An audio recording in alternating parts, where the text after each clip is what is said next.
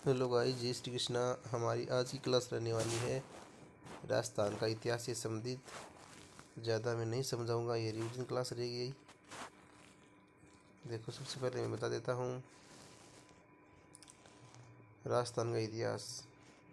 सबसे पहले बताऊंगा मेवाड़ का इतिहास। मेवाड़ का प्राचीन नाम था मेदपाट, राघवाट और सिवी जनपद। और मेवाड़ का इतिहास में सबसे पहले पढ़ेंगे हम गुहिल वंश।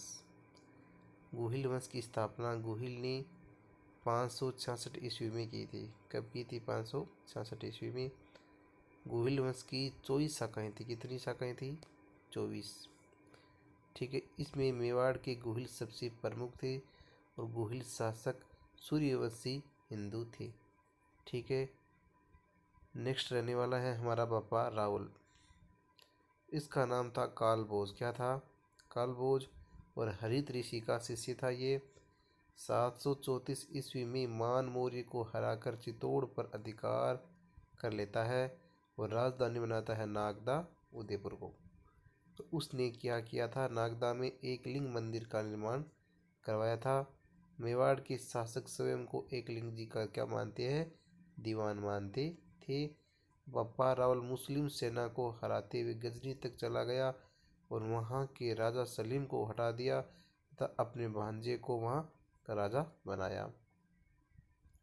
ठीक है। नेक्स्ट है रावलपिंडी।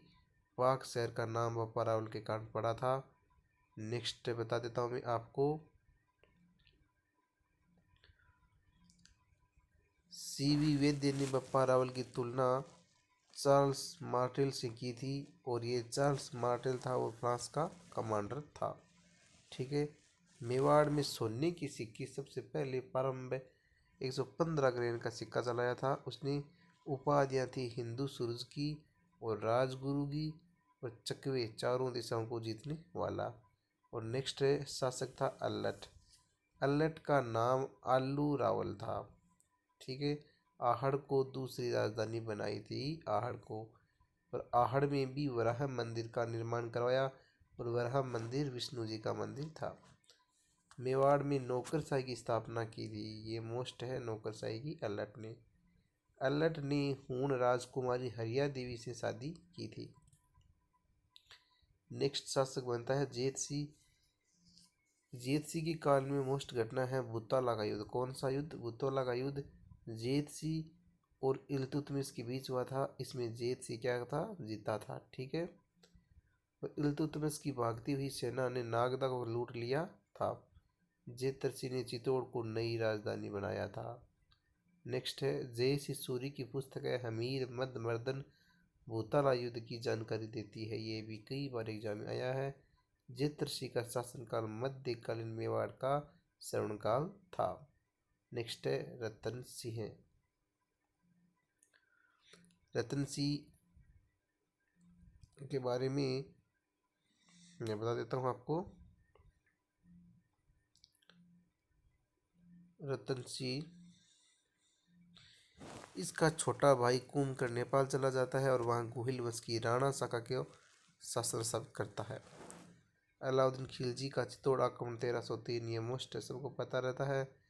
उसका कारण था साम्राज्यवादी नीति, व्यापारिक और सामरिक महत्व, सुल्तान के लिए प्रतिष्ठा का प्रश्न और मेवाड़ का बढ़ता हुआ प्रभाव, पद्मिनी की सुंदरता।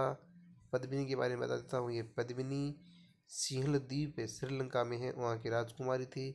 पिता का नाम गंधर्वसेन, माता का नाम चंपावती। राघव चेतन नामक ब्राह्मण ने अलाउद्दीन खिलजी को पद्मिनी के बारे में बताया था। किसने? राघव चेतन। 1303 में चित्तौड़ का पहला शाका हुआ था। पद्मिनी ने 1600 स्त्रियों के साथ जौहर कर आत्मोत्सर्ग किया था। शाका का मतलब होता है जौहर और केसरिया दोनों साथ में, उसको शाका बोलते हैं। पहले जौहर होता है। ठीक है। अलाउद्दीन खिलजी ने चित्तौड़ पर अधिकार कर लिया और नाम बदलकर खिजराबाद कर दिया। चित्तौड़ अपने बेटे खिज्र खां को दे दिया। ठीक है। खिज्र खां ने गंभीरी नदी पर पुल बनवाया था। खिजर खान ने यहाँ पर मकबरे का निर्माण करवाया। इस मकबरे थोड़े दिनों बाद चित्तौड़ मालदेव सोनगरा को दे दिया गया।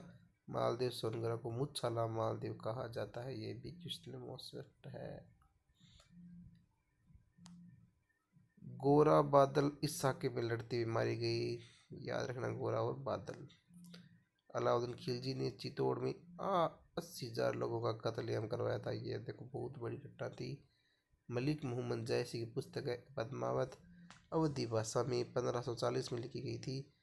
टोड और मोहनडेंसी ने भी हम इस कहानी को स्वीकार किया और सूर्यमल मिश्र ने इस कहानी को अस्वीकार किया। यह है मोस्ट क्वेश्चन है।